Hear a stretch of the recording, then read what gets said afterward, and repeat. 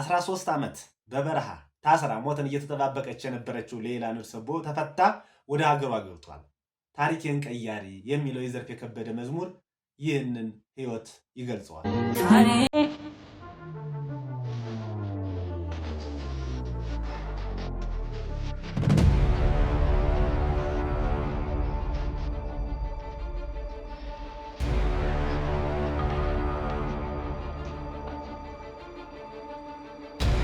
ሌላ ነፍስ በማጥፋት ወንጀል ተከሳ የሞት ፍርድ ተፈርዶባት ነበር። 13 ዓመት በበረሃ እስር ቤት ቆይታ ፈጣሪ ያልወሰነለትን ህይወት ማንም አይቀጥፈውምና ዛሬ ወደ ሀገሯ ገብታለች። ايش اسمك؟ ليلى. من وين يا ليلى؟ ليلى نور صبو. من وين؟ نور صبو ردي. من اي بلد؟ ኢትዮጵያ። ايش ديانتك؟ ሌላ ኑርሰቦ የዛሬ 13 ዓመት በወጣትነት በልጅነት እድሜዋ በምትሰራበት ነፍስ ይጠፋባታል። ከዛ በኋላ በሳውዲ አረቢያ ህግ ሰው የገደለ የሞት ፍርድ ነው የሚፈረድበት። በሳውዲ አረቢያ ህግ ሰው ያጠፋ የሞት ፍርድ ነው የሚፈረድበት።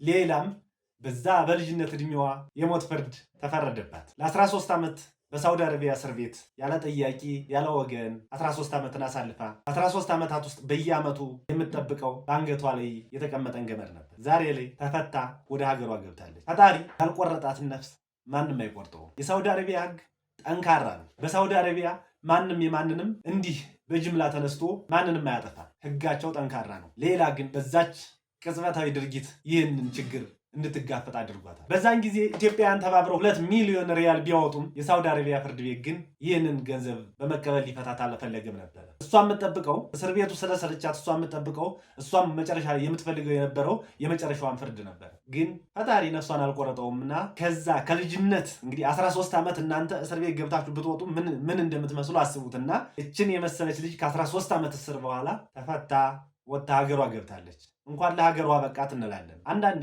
ቅጽበታዊ ድርጊቶች እኛን ለህይወት መስዋዕትነት ወይም ለረጅም ጊዜ እስር እንዲዳርገን ያደርጋሉ። በዚህ ጊዜ ምን እንማራለን? በተቻለ መጠን ነገሮች ወይም መጥፎ ነገሮች በገጠሙን በተናደርን ቁጥር ትንሽዬ ጊዜ ብንሰጥ ከእንደዚህ ያለ ችግር የመራቅ ዕድላችን ከፍ ያለ ነው። ለምሳሌ የ10 ብር ካርድ ሽጦለት ሞልቶ ሽጦለት ባምቦ የተሞላ ሽጦለት የተሞላ ነው ይሸጥክልኝ አልሸጥኩልህም በሚል ክርክር 8 ጥርስ በማውለቁ ምክንያት 8 ዓመት እስር እንዲፈረድበት ሆኗል። ለ10 ብር ተብሎ ማለት ነው። በእርግጥ አንዳንዴ ከመብታችን የሚጋፋ መከራከሩ ወይም መብትን ማስከበር ጥሩ ቢሆንም በጥቃቅን ነገሮች ግን ህይወታችን አላስፈላጊ ነገሮች ይደርሱብናል። ሌላም የደረሰባት ይህ ነው። ፈጣሪ ከክፉ ነገር ይጠብቃችሁ እንጂ እናንተን ወደ መጥፎ ነገር የሚገፋፋ ነገር ካለ ምንም ጥሩ ሰው ብትሆኑ ወደዛ ድርጊት ይወስዳችኋል። ግን በዛን ሰዓት አስተውሎ ታገስን የመሰለ የለም። ዛሬ ላይ እውነት አልመስላት ብሎ ቦሌ ኤርፖርት ስትወርድ በእንባ እያለቀሰች እናያታለን። የማይታመን ነው። ከሳውዲ አረቢያ ፍርድ በእኛ ሀገር ሰውን ማጥፋ ምን በል እስር እንጂ የሞት ፍርድ የሚባል በእኛ ሀገር የለም። እኛ ሀገር ቢሆን ታስራ ትወጣለች። ምንም የሚያስጨንቃት ነገር የለም። እዛ ላይ ግን ዛሬ ነገ ይወሰን የሚል ጭንቀትን ለ13 ዓመት ተሸክማ በ13ኛው ዓመት ታሪክ ተቀየረ። የሞቷ ደብዳቤ ተቀደደላት። ሌላ ኑርሰቦ ከሳውዲ አረቢያ እስር ቤት በቃኝ ስቃይ ልሙት የሞት ፍርዴ እንዲፈጸም ብቻ ድምፅ ሁኑኝ እባካችሁ እያለች ነው። መልእክቱን አሰማችኋለሁ። እሺ ሌላ ባለፈው 7 ዓመት ልጅ ገደለች የተባለችው ነገርን እሺ ብር ተቀብሏል አይደለም እንዴ? የነፍስ ማጥፋት ክስ አንገቷ በሰይፍ እንዲቀላ በሳውዲ አረቢያ ሪያድ ከፍተኛው ፍርድ ቤት የተበየነባት የመሞቻ ጊዜዋን ከእስር ቤት ፍርግርግ ብረቶች ጀርባ በመጠባበቅ ላይ የነበረችው ሌላ ኑርሰቦ ረዲ ከሞት ተርፋ እነሆ ለሀገሯ አፈር በቃች። ሰኔ 22 ቀን 2018 ለተሰኘው ايش اسمك؟ ليلى. من وين يا ليلى؟ ليلى نورسبو. من وين؟ ኢትዮጵያ. ليلى ليش قتلتي إسراء؟ أنا مجنونة راسي ما في كويس.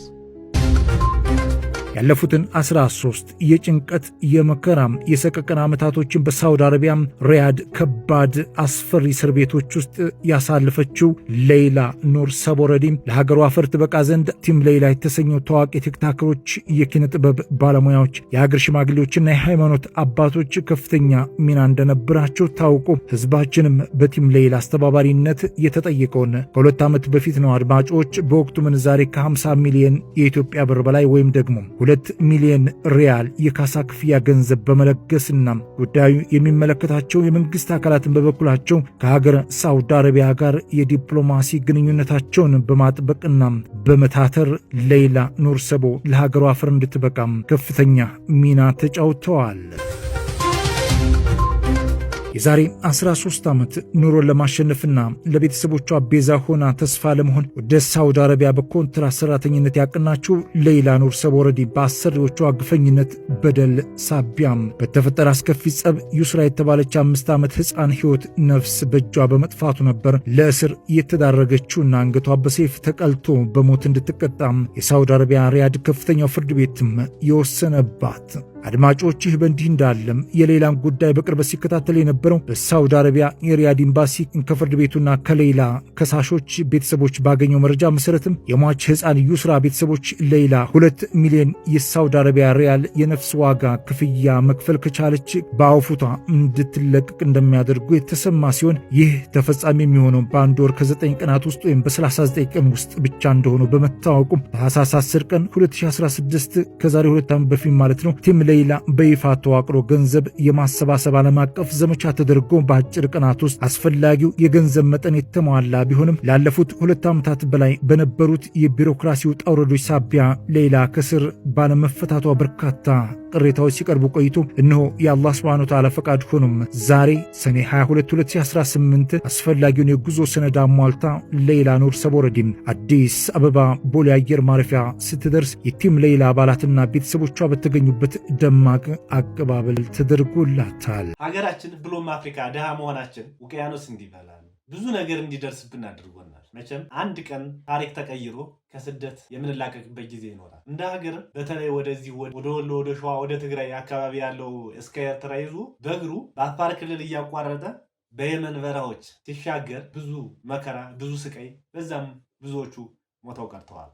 ከዛም ተነስተው ወደ ቱርክ ወይም ወደ ግሪክ ሲሄዱ፣ አብዛኞቹ ወደ ስፔን ሲሄዱ፣ ወደ ጣሊያን ሲሄዱ እንደዚሁ የውቅያኖስ ራት ነው ቀርተዋልና እንደ አፍሪካ ችግራችን ተቀርፎ ከዚህ ድህነት ተላቀን ወጣቱ ከዚህ አደጋ የሚላቅበት ጊዜ መቼ ይሆን የሚል ጥያቄ ምን ጊዜ ይመጣብኛልና ሌይላ ኑር ሰቦ ህይወቴን እለውጣለሁ ቤተሰቦችንም እለውጣለሁ ብላ 13 ዓመታትን ታስራ እንግዲህ ገብታለች። እንኳን በሰላም ገባች፣ እንኳን በአካል መጣች። ምክንያቱም ሰው በህይወት ካለ የማይቀይረው ታሪክ የለምና እንኳን ወደ ሀገሯ በሰላም ገባች ማለት እወዳለሁኝ። ብዙዎቹን አስለቅሷል፣ ብዙዎቹ አንብተዋል። ምክንያቱም ሳታስቡት ለስራ ብላችሁ ሂዳችሁ እጃቸው ላይ ህይወት አልፎባቸው መከራን ተቀብለው ህይወታቸውም ያለፏሉ። እንደሚነገረው ህይወታቸውም የሚያልፍ አለ። እንደዚህ እንደ ሌላ ደግሞ 13 ወይም ከዛ በላይ እስር ቤትን እያሳለፉ የሚገኙ አሉ እና ዜናውን ሲሰማ ሁሉም ነው ያለቀሰ። ምክንያቱም እለወጣለሁ ብለን ነው የምንወጣ እንጂ ሌላ አጠፋለሁ ብላ አልወጣችም። ያንን ምርጥ ወጣትነት እድሜዋን በእስር ቤት አሳልፋለች። እሷ ስታለቅስ ሳይ